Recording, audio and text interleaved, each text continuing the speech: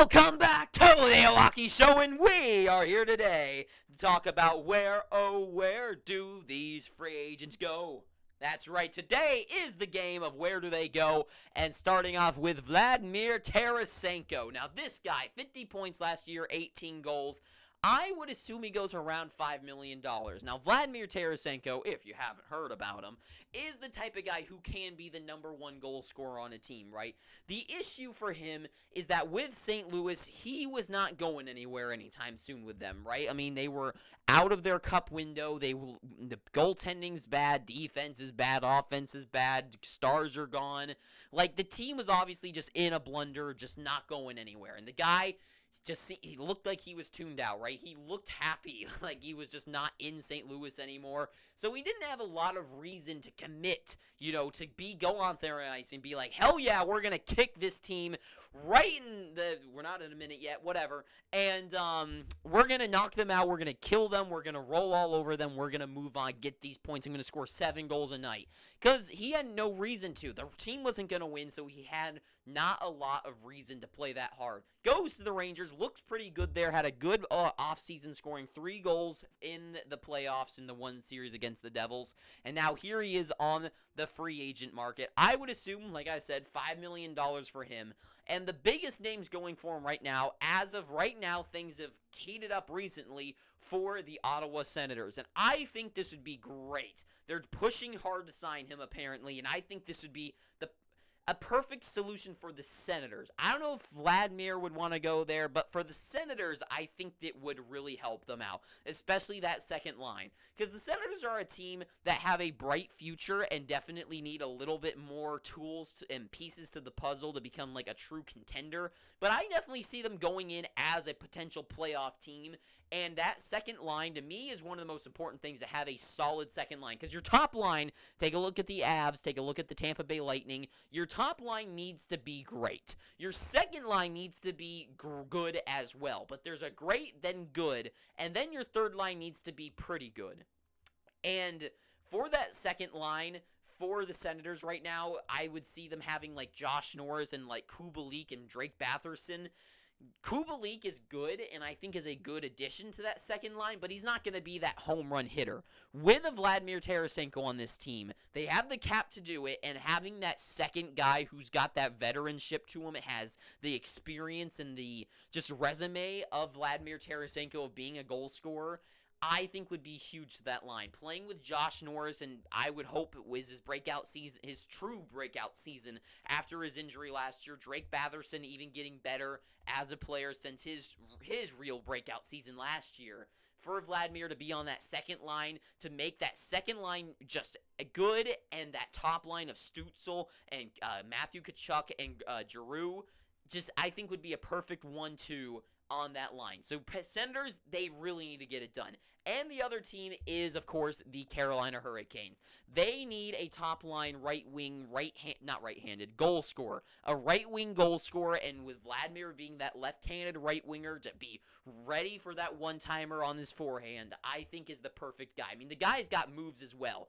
And for them, I've been always saying, I think this team, what Hurricanes need is a goal scorer. A guy who you can get the puck on his stick, and if he's got just a couple feet of room, or a couple of inches, this guy can get it, look at the net, take that superstar way of slowing down time, notice the open area, and bam, right into the shoulder in the back of the net. That's what Carolina needed in the playoffs against the Panthers.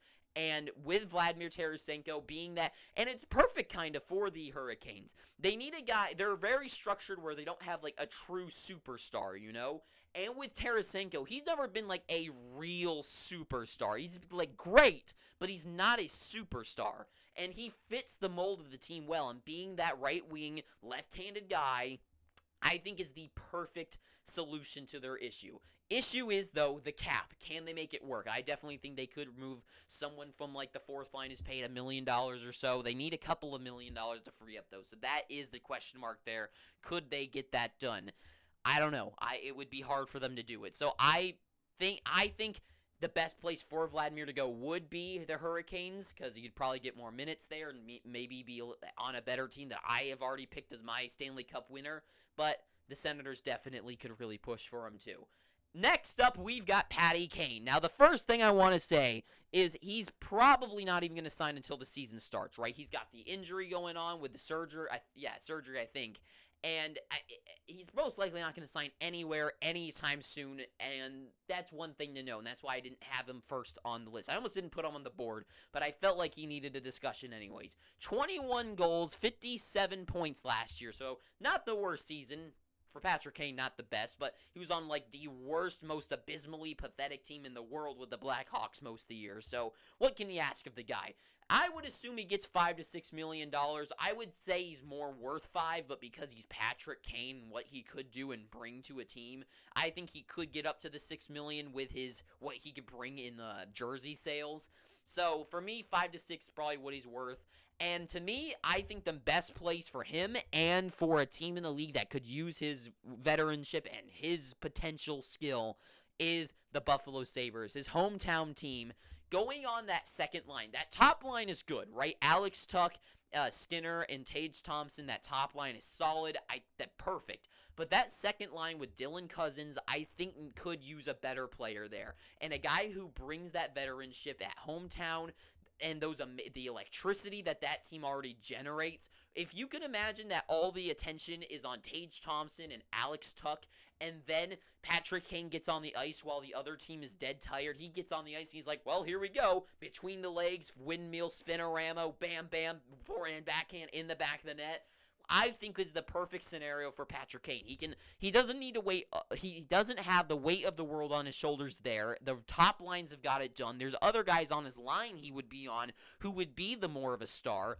And for Buffalo, they've got the cap space. They can make the move. I think it's just a perfect all-around win for both sides. Hometown kid playing there in a team that could end their drought. The hometown kid ending the icon, the legend, Patrick Kane ending the drought for his team would be huge. Absolutely huge. And it just writes itself. That one just writes itself right there. And then the Colorado Avalanche. Now, this is one that I think also could really work. They have the money they have some money to sign the guy, and they need to make some moves on that second line. With right now the way it looks with Johansson and Nichushkin, and then after that kind of things are like, I mean, I like the moves with Drouin and stuff, but I think they still need some more help. And with Patrick Kane to really solidify that second line, and really, I don't want to say band of misfits, but guys that that need a new home, like Ryan Johansson, like Drouin, like Kane now. They need a new home. I think they are doing something really cool there with the guys that are I don't want to say misfits, but just a guys that needs new home. That second line of Patrick Kane and Johansson and Nichushkin could really light up if Kane could be that amazing playmaker that we know he is and feed Valeri Nichushkin that puck. I think would be huge. And once again, it just writes itself. Solidify that second line, a team that could really use them, and for Kane to go for another Stanley Cup. For Avalanche are the team that he would go to for Stanley Cup, and Buffalo's the team that he could do for the story. So I guess it kind of depends on what he's more intrigued by, but those two teams are where I think he should end up. Tomas Tatar. Now, this guy, 20 goals, 48 points last year. Now, I see speculation, and personally for me, I think this guy is so underrated, and especially last year for his recent performances. $3 to $4 million would be a steal for any team who needs a guy like this, who was a plus 41 last year. A plus 41. When this guy's on the ice, his team is not being scored on, like, at all. And this guy, amazing two-way forward. And I haven't put a sticker here because I gotta be honest, any team could use a guy like this. And for me, a team like the Penguins and the Capitals, who are still trying to go for the playoffs, who need a lower budget kind of player that is going to be a home run for them. The Penguins, the Capitals, I think could be huge. Toronto as well, who still have those big defensive issues. If they could have a forward instead of having a defenseman be one of the solutions to that problem. Tomas Tatar's the guy who has the cap space. Buffalo as well, just another team that could really pad in that depth and just add another, like, truly solid player. Nashville, Edmonton, any of these teams, I think, are going to get a home run. Or New Jersey, if they could re-sign him. But I think they're going to spend their money elsewhere. So, for me, Tomas Tatar, this guy, if any team that gets him, look out, because I think he's going to be one of those guys that really. Now, the issue with him is his kind of late season, his playoff performance was pretty not good at all, but still, I think the regular season, especially for a team like Buffalo and the Penguins and the Capitals, who are looking to just get into the playoffs and not really worry much about the season, just get in the playoffs no matter what. I think Tomas Tatar is one of those guys that are going to be real home runs. Same thing with Edmonton, a team that maybe you're not looking for a guy who's going to get 50 points, but for a guy who can go out there and, well, I guess 50 points, he could get to 50 points, but maybe you don't worry about the point side, but you worry about putting him out there and having just a good player on the ice for not the most money in the world. So Tatar, anywhere he could go, I think is absolutely huge. His two-way game, just a beast. Absolute beast. And then I wanted a defenseman, so I put Tony DeAngelo. Love him or hate him, this guy is absolutely fantastic. 11 goals, 42 points. That's pretty good for a team that is, once again, so pathetic like the Philadelphia Flyers. Money, who knows? Because the thing about this guy is he could get paid what he's worth, which is probably like $6 million, or he could get paid here's your opportunity to grow and get like $1 million, you know? This guy's just kind of going wherever the money goes, and right now the big stop for him would be, of course, the Carolina Hurricanes, the team that apparently wanted him, but things couldn't work. I think he most likely ends up there, and just them to really solidify their super offensive and just amazing defensive core they've got back there. He looked so good for them in the playoffs 2 years ago, and they decided to upgrade from him to Brent Burns, which was an upgrade, but now they could have both of them at the same time would be huge. Absolutely huge, especially a team that needs some guys to produce some more offense, which was their issue in that playoff series. The more guns that they have on this team, the more opportunities they get to land a shot, and with Tony DeAngelo and Brent Burns, most likely scenario, I think most likely. Another team I think could really use a guy, and maybe if they can get him on a low deal, is the New Jersey Devils and the Dallas Stars. Two teams that really need some more puck-moving guys. If you take a look at the Devils right now, their defense is, not the best in the world. I mean, it's not the worst by any means either, but they definitely could use a little bit more help back there.